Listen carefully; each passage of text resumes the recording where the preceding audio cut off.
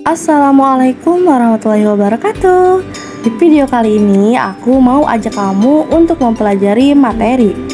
Iya, mempelajari materi mengenai paradigma positivisme dengan contoh kasus yang dianalisis melalui aspek ontologi, epistemologi, dan metodologi. Tapi sebelum masuk ke contoh kasus, kita harus tahu dulu nih apa itu paradigma. Paradigma adalah pandangan seseorang terhadap dirinya dan juga lingkungannya yang akan mempengaruhinya dalam berpikir, bersikap, dan bertingkah laku. Selain itu, menurut Egon G. Guba and Yvonne S. Lincoln, mereka juga menegaskan bahwa pada dasarnya paradigma merupakan sistem kepercayaan dasar yang didasarkan pada asumsi ontologis, epistemologis, dan metodologis. Selanjutnya, kita akan membahas apa itu paradigma positivisme. Pengertian positivisme sendiri bahwa positivisme berasal dari kata positif, yang artinya sebagai teori yang bertujuan untuk penyusunan fakta-fakta yang teramati. Dengan kata lain, positif sama dengan faktual atau apa yang berdasarkan fakta objektif. Selanjutnya, asumsi paradigma positivisme. Yang pertama, ontologi. Ontologi menjelaskan mengenai realitas atau sebuah asumsi realitas. Yang kedua, epistemologi. Epistemologi ialah hubungan yang terjalin di antara peneliti dan yang diteliti. Yang ketiga, yaitu metodologi. Metodologi merupakan cara yang ditempuh peneliti untuk menemukan apapun yang ia percaya agar dapat diketahui. Nah, untuk mengetahui bagaimana asal-usul paradigma positivisme ini terjadi, selanjutnya kita akan bahas mengenai sejarah dari paradigma positivisme.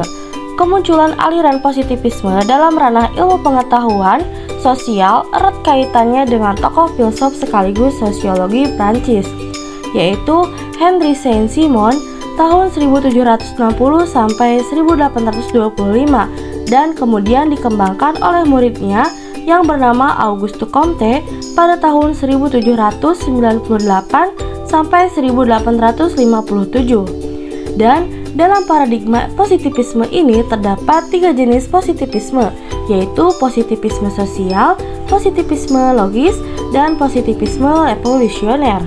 Selanjutnya, ada pembahasan mengenai ciri-ciri dari paradigma, yaitu bebas nilai, fenomenalisme, nominalisme, reduksionisme, naturalisme, dan mekanisme. Jadi, yang dimaksud dengan paradigma positivisme itu apa sih? Paradigma positivisme merupakan aliran ilmu filsafat yang berisikan mengenai persepsi, pemikiran, atau gagasan yang menilai dan melakukan sesuatu oleh manusia ataupun peneliti mengenai objek yang diteliti berdasarkan pengetahuan secara faktual apa adanya. Selain itu, positivisme juga hanya membahas sesuatu yang objektif, yang jelas, dan yang faktual. Selanjutnya, ada pembahasan mengenai teori komunikasi di dalam paradigma positivisme. Yang pertama, ada model komunikasi linear.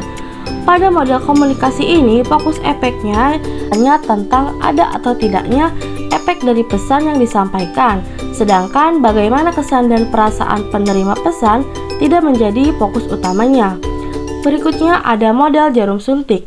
Pesan yang dikirim oleh komunikan atau komunikator dalam teori ini dianggap seperti peluru, tidak dapat dihindari oleh komunikan, sehingga menghasilkan efek langsung yang kuat dan segera pada komunikan.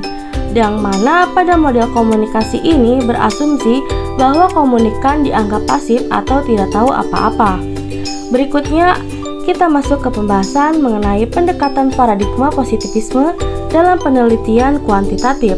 Yang pertama, terdapat dimensi-dimensi pendekatan kuantitatif dan ciri-ciri pendekatan kuantitatif.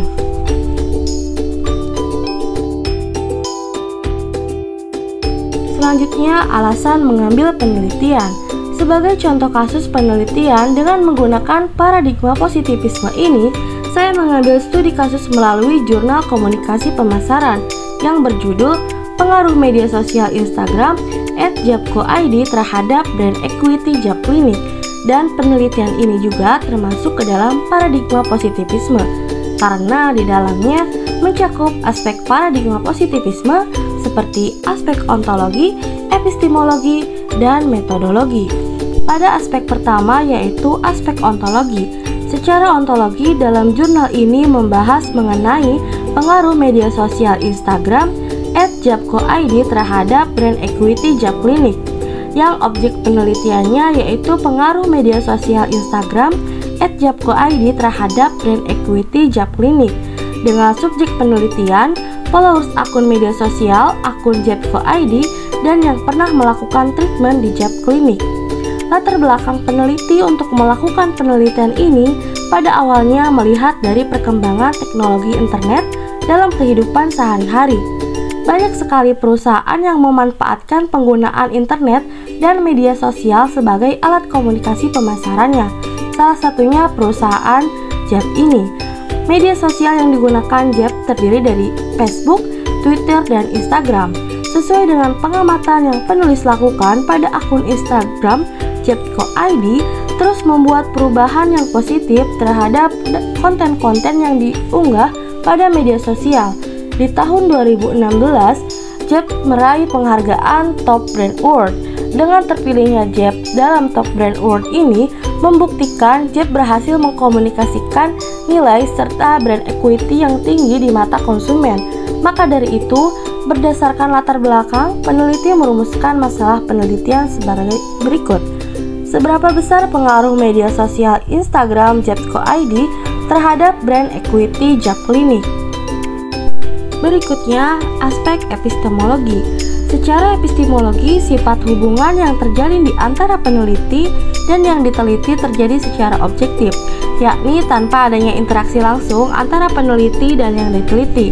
Penelitian ini berlandaskan pada filsafat paradigma positivisme, dengan pendekatan yang digunakan adalah kuantitatif. Teknik pengumpulan data secara kuesioner yang nantinya menghasilkan jawaban yang realistik dari objek yang diteliti, secara terpisah tanpa adanya interaksi langsung. Kemudian, aspek metodologi. Secara metodologi, cara yang ditempuh oleh peneliti untuk mendapatkan pengetahuannya, peneliti pada awalnya membuat rumusan masalah, seperti yang sudah ada di dalam aspek ontologi. Di dalam penelitian ini, peneliti menggunakan penelitian kuantitatif dalam paradigma positivisme.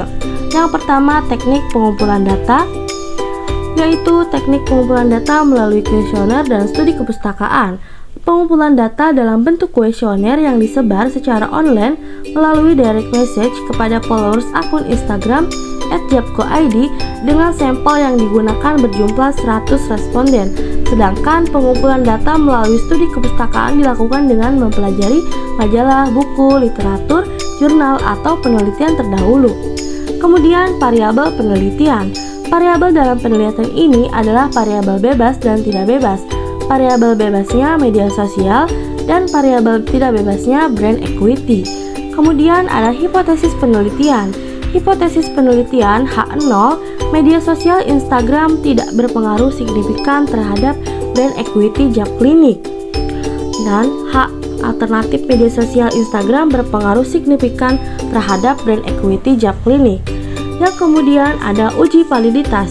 Teknik analisis data yang digunakan peneliti adalah analisis deskriptif, uji asumsi klasik melalui uji normalitas dan heterokedastisitas, regresi linear sederhana, koefisien determinasi, dan uji hipotesis.